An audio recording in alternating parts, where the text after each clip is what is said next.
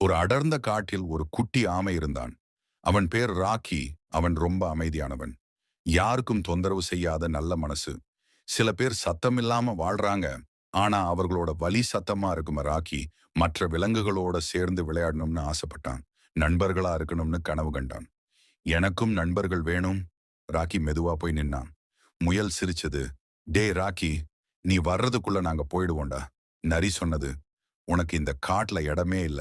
ராக்கியின் மனசு உடைந்தது. ராக்கி தன் ஓட்டைக்குள்ள போய் உட்கார்ந்தான். கண்ணீரோட பேசினான். என் கனவுகள் எல்லாம் இங்கேயே முடிஞ்சிடுச்சா? அடுத்த நாள் குளத்துல ஒரு குட்டி மான் வழுக்கி விழுந்துருச்சு. தண்ணீருக்குள்ள மூழ்க ஆரம்பிச்சது. விலங்குகள் எல்லாம் பயந்தாங்க ராக்கி மெதுவா.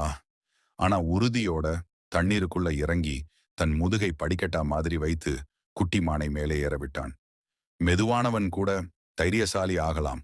மான் அம்மா அழுதபடி சொன்னது. ராக்கி, நீதான் என் பிள்ளைய காப்பாத்தின. நன்றிடா தம்பி. முயல், நரி எல்லாம் வெட்கப்பட்டான.